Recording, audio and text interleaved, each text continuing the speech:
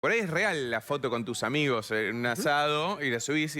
Pero claro, el que mira eso cree que es todo así, que esto, ay, yo hoy al final no puedo salir porque me cancelaron. Pero por ahí es sobredimensionar o justamente la fantasía del otro, ¿no? Exactamente, y eso también, el otro día, por ejemplo, también teniendo esta conversación, bueno, ¿vos cuándo subís fotos? Y mira, yo generalmente subo cuando voy a comer afuera, subo cuando viajo, o subo cuando me vestí lindo para alguna ocasión. Bueno, entonces eso nos muestra, o lo que proyecta es una realidad donde todo es, entre muchas comillas, digámosle, perfecto. Sí. Si nosotros caemos en el error de creer que esa es la realidad, y a veces la percepción se termina volviendo muy difusa, bueno, ahí evidentemente estamos entrando en un problema. Y eso a veces genera también una sensación de, che, ¿por qué todo el mundo es feliz? ¿Por qué todo el mundo la está pasando bien? De hecho, es un comentario muy común en grupos de amigos o en conversaciones. Che, está todo el mundo viajando menos nosotros, ¿no? O sea, como esta cosa de un límite entre la realidad y la ficción, el límite entre el mundo virtual y el mundo real, llamémoslo entre comillas, se vuelve cada vez más difuso. Y por otro lado, algo que pasa y que se profundiza en este sentido tiene que ver con la experiencia de que todos nuestros conocidos viven eso. Cuando nosotros en los años 80, 90 veíamos que el actor de Hollywood tenía la dentadura perfecta, se vestía impecable y el corte de pelo, bueno, es el actor de Hollywood, ¿no? Es como una persona que está lejos. Sí, sí. Cuando lo hace nuestro vecino, o cuando lo vemos en las redes sociales de nuestro vecino, nos genera como una alerta distinta, ¿no? Claro. Entonces, esto es un poco lo que se está dando y lo que nos lleva a poner, si se quiere, el malestar, el sufrimiento como un tabú, algo que creo que en los últimos años se está revirtiendo un poco. ¿Ah, sí? Y hay algunos artistas, por ejemplo, que están tratando de levantar más esto desde el punto de vista cultural. Sin ir más lejos, Tini hace poco sacó un álbum vinculado casi 100% con ese tema. Evidentemente es un tema que cada vez se está levantando más o poniendo el alerta, pero nuestras prácticas sociales cotidianas nos siguen empujando un poco hacia eso. Digo, nadie va a poner la foto en redes sociales de cuando recién se levanta. Y alguien con razón me podría decir, y no, la verdad no tengo ganas, ¿viste? Quiero poner la foto cuando me arreglé.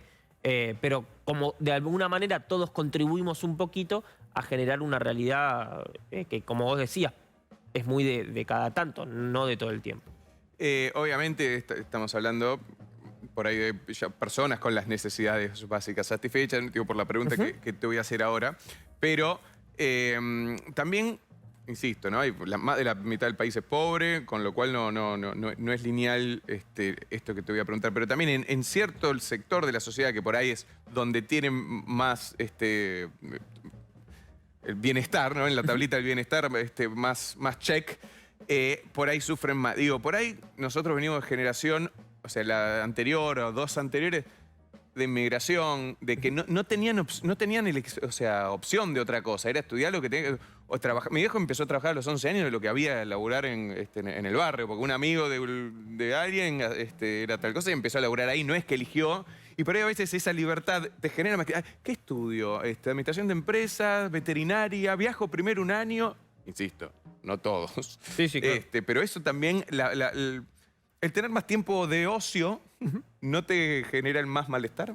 No, absolutamente. Y tiene que ver también con cuando uno se está preocupando por sobrevivir, quizá no tiene tiempo para tener otras preocupaciones.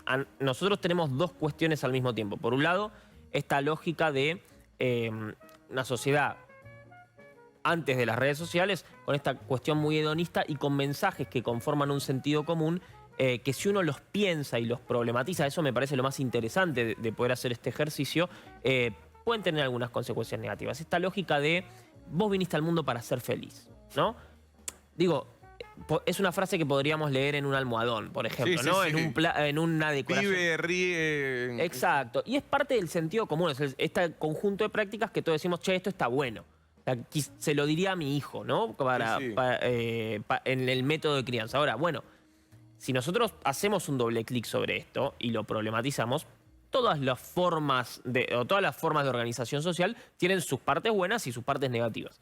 Entonces, en ese sentido, si yo vine al mundo para ser feliz y por alguna razón X no me dio bola la chica que quería, no me fue bien en un examen, lo que sea, no estoy siendo feliz, ¿hay algo mal conmigo entonces? O sea, como todo tiene como una doble cara.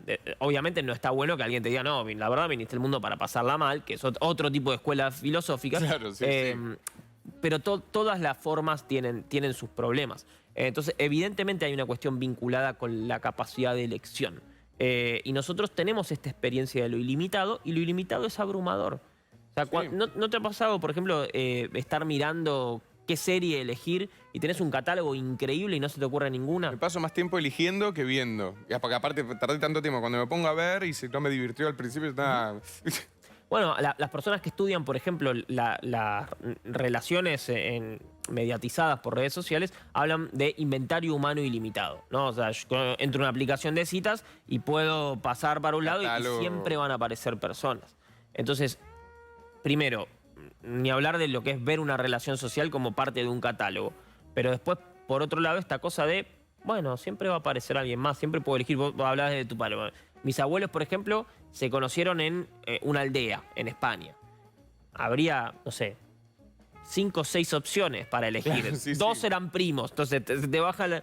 Entonces, bueno, evidentemente la excesiva capacidad de elección genera estas cuestiones vinculadas con la ansiedad, con el estrés, con la lógica de no saber por dónde ir. Muchas personas también están sufriendo esto desde el punto de vista de, como decías, qué carrera elegir y saltan de una carrera a la otra. Pero justamente, muchas opciones sobre la mesa. ¿Y qué se sabe? No sé si, hasta ahora, porque digo, yo voy a cumplir 40 ahora en octubre, no soy un nativo digital, o al menos de estas redes sociales. Mis sobrinos tienen 10 años, alguien de 20 años ya nació y a los 7, 8, 9 había Facebook, ICQ se lo perdió. Y hoy en día, por eso, en los que ya han nacido con eso, ¿qué efecto se ve? Sé que hay muchos problemas con las apuestas en los más chicos, que también tiene que ver con esto de el mecanismo de recompensa, que la red social también es un mecanismo de recompensa. Los jueguitos de hago esto para ganar tal cosa, lo único que ahora directamente ya tienen la billetera virtual que ve. Entonces, ¿cuál es el problema o lo que se está mejorando y modificando ya después de estos primeros años de... Bueno, es un fenómeno muy preocupante. No digo, no por tirar miedo ni nada por el estilo, pero es preocupante porque las consecuencias de el uso de una tecnología tan masiva evidentemente existen, sean positivas o negativas, y es como que nosotros somos un poco los conejillos de Indias de Sí, eso. sí, estamos... O sea, se está probando. También hay otra cosa, que es que a los seres humanos nos resulta muy fácil acostumbrarnos a aquello que nos da placer instantáneo, ¿no? Entonces, yo tengo 30, vos decís 40, pero un poco nos acostumbramos a la misma experiencia. Si bien Sí, conocemos lo que pasaba antes, un poco nos terminamos acostumbrando rápido. Sí, evidentemente es muy complejo imaginarnos cuáles van a ser las consecuencias sobre una generación que están haciendo con esto. Y efectivamente eso genera gran preocupación, porque las consecuencias de los que empezaron a usar empezamos a usar redes sociales hace 10 años, las estamos viendo ahora. Dentro de 10 o 15 años vamos a ver cómo es una generación que capaz en vez de 6 o 7 horas usa mucho más las pantallas. O quizás esa sea una generación que nos sorprenda y cambie en ese sentido el rumbo. Una cosa que Sí. debería haber mucho más, y retomo de cuando me decías, bueno, ¿cómo lidiamos contra esto? Por ejemplo, bienestar digital, ¿no? O sea, que si nosotros deberíamos generar instancias de Hábitos. enseñar a usar esta tecnología, exacto. ¿Cómo sería una buena rutina de bienestar digital? Bueno, yo creo que son todas cosas que tienen que construirse, ¿no? Pero sí generar una relación sana con la tecnología. Es decir, evidentemente, si yo estoy en una reunión con otras personas y estoy mirando el teléfono, a no ser que sea algo mega urgente, que generalmente nunca es mega urgente, bueno, quizás es un hábito que no está bueno tener. Si yo lo primero que hago cuando me levanto es mirar el teléfono y me paso media hora que podría haber estado descansando o desayunando, y probablemente es un hábito que no está bueno tener. De vuelta, eso quiere decir que hay que prohibirlo, que hay que desterrarlo, que hay que dejar de usarlo, y no. Nos tenemos que poner más creativos, y eso es lo interesante y lo complejo. No podemos ponernos románticos con una época donde no había teléfonos celulares y decir, bueno, ahora no tiene que haber más. Es una realidad con la que estamos conviviendo y hay que aprender a usarla. Y quizás, de vuelta, la nueva generación o las personas que empiezan a a crecer y a desarrollarse en este momento, sean como, viste, muchos padres dicen, no, mi hijo es el que me enseñó a reciclar o me pide que recicle. Bueno, quizá pase un poco de esa manera. Sí, papá, el teléfono en la mesa no. Exacto, exacto. Y sería bastante sano, la verdad, que eso suceda. Oda a lo complejo, digo, porque mencionaste recién, va por este lado también. Sí, y tiene que ver también con que nosotros vivimos también dentro del sentido común, lo simple es sinónimo de lo bueno, ¿no? Es como una cosa de, bueno, no hay que complejizar demasiado las cosas, esto es demasiado complicado, mejor no. No te enganches. No te enganches, exacto. Y la realidad es que las relaciones sociales, los problemas sociales son siempre complejos. Entonces, de vuelta, no es necesaria una ornamentación, digamos, innecesaria de la realidad o una complejización innecesaria, pero muchas veces esta lógica de lo simple nos lleva a sobresimplificar demasiado las cosas. Entonces, eso, por ejemplo, conlleva la muerte de los procesos, ¿no? Esta cosa de que pareciera que no existen procesos. O sea, yo voy de un punto A a un punto B y no pasó nada en el medio. Ejemplo. Hacete millonario mirando 3 videos de un curso y empezá a cobrar en dólares. Bueno, o sea, no hace falta decirlo, pero estas cosas no pasan, no suceden. Claro, sí. Porque todo en la vida, ya sea lo que quieras hacer, no lo voy a juzgar, sea ser millonario, ser actor o lo que tengas ganas de hacer, conlleva un proceso. Y pareciera, aunque suene una obviedad, es un momento en el que cuando uno hace un clic y te aparece algo, revalorizar el proceso creo que es importante. Sí, eso también volviendo un poco lo que hablamos de la oda a la felicidad y demás. También a veces uno quiere saltearse el proceso del duelo, pero hasta incluso con pastillas, ¿no? Y no lo estás atravesando, ¿no? Justamente. Bueno, Aldous Huxley, que en el libro Un Mundo Feliz, él habla de una pastillita, que como una droga, que se le Soma, si no me equivoco es el nombre, que es como que te da felicidad instantánea, ¿no? Y la realidad no estamos nada lejos de eso, más allá de cuestiones vinculadas con narcóticos y más, digo, como esta cosa de meternos en el teléfono y escaparnos de la realidad. De hecho, con esas mismas palabras me lo decía una chica de 20 y pocos, me decía, yo sé que esto no es real, pero me meto acá para escaparme de la realidad. Entonces, lo que deberíamos preguntarnos es por qué hay una generación, digo, generación en sentido amplio, que está buscando escaparse de la realidad en la que vivimos. Digo, ¿tan malo es el contexto? Bueno, pero ahí vuelvo a lo mismo y pienso en generaciones anteriores. No sé, 100 años atrás, cuando la radio nace en 1920, ¿no? Por ahí eran las personas, los adultos mayores que no habían crecido con la radio, que crecían, no sé, con orquestas en vivo, por ahí decían, dejá de escuchar este radioteatro, la televisión, la caja boba, no, pues estos pibes van a salir. Y después, más o menos, digamos, se fue acomodando. No pasará lo mismo, no será el temor a lo que antes era, no, este chico me va a salir lento porque está todo el día mirando la tele, y que era lo que se creía. Absolutamente. O con los videojuegos. Y me voy un poco más atrás todavía. Hay un pasaje muy interesante de un libro de Víctor Hugo que se llama Nuestra Señora de París, que es lo que da origen a la leyenda del jorobado de Notre Dame, donde él cuestiona, o sea, en manos de otro personaje, cuestiona y critica muchísimo la imprenta. Era un librero este personaje. Decía, no, la imprenta nos va a dejar a todos los libreros en la calle. No, o sea, menos visión, pobre. Sí.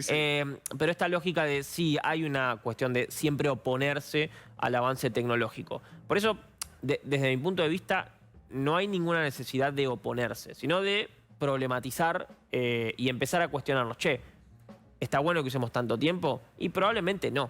¿Eso quiere decir que no hay que usarlo nunca? Tampoco. O sea, tenemos que empezar a generar una relación sana con algo que es una tecnología hiper mega compleja. O sea, si lo comparamos un smartphone con un automóvil, con un auto, el auto es una tecnología, digamos, muy antigua, muy precaria.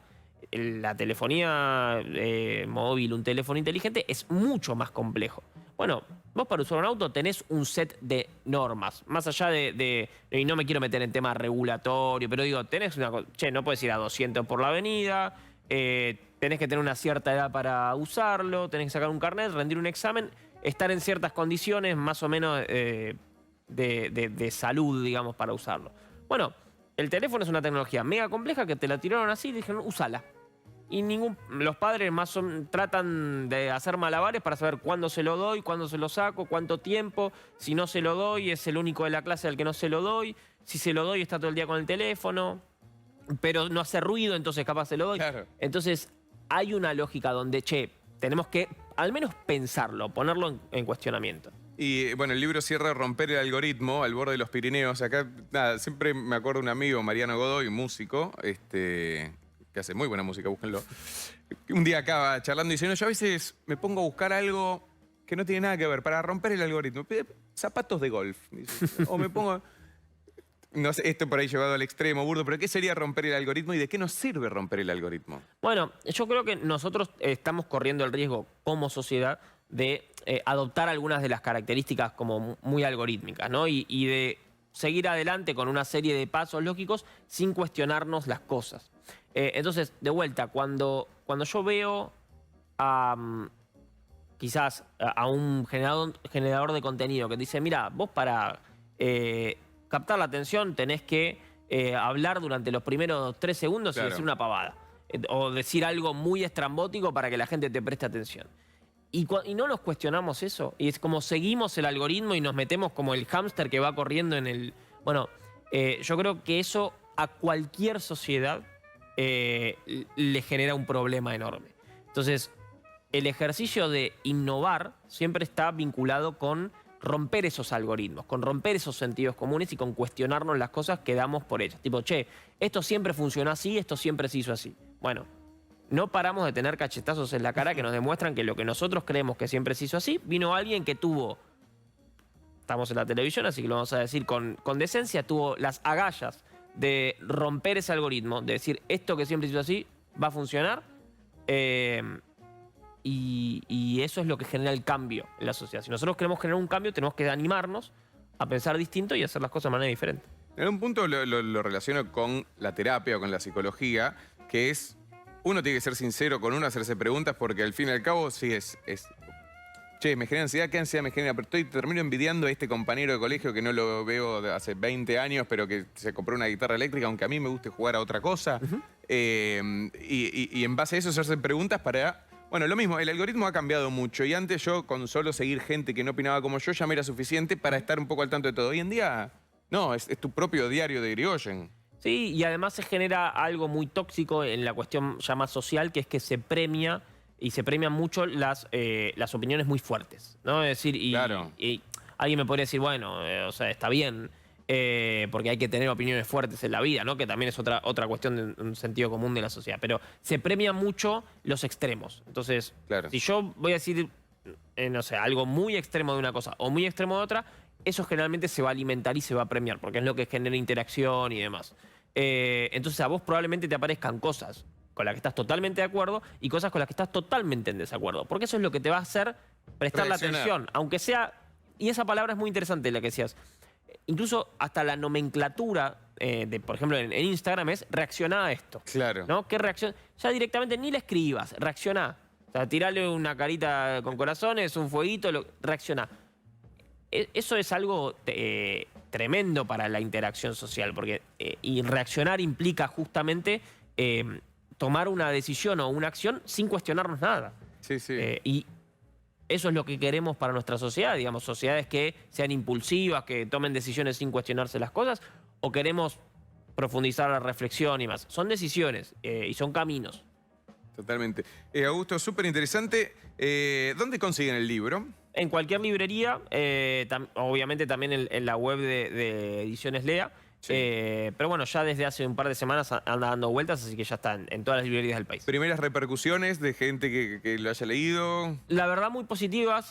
Bueno, no queda bien que lo diga, sí. pero digo, la verdad es muy positiva. Y lo que sí, y que ese era el objetivo, mucha gente que me dice, bueno, me hizo pensar algunas cosas que quizás o las tenía presentes o estaban dando vueltas, pero me generó cuestionarme. Pues, a veces uno no lo ve, y lo tiene ahí y no ve, era esto, o esto me molesta, o me genera malestar, justamente. Exacto. Así que, bueno, por suerte, en ese sentido, buenas repercusiones. muy agradecido por el tiempo. Como decíamos antes, la atención es el bien más preciado que tenemos en la economía del siglo XXI, así que un rato de esa atención es muy valorado y te agradezco mucho. Gracias a vos, a Salvato, así lo siguen en las redes sociales, con doble T, súper interesante. Bueno, seguiremos cruzándonos. Muchas gracias.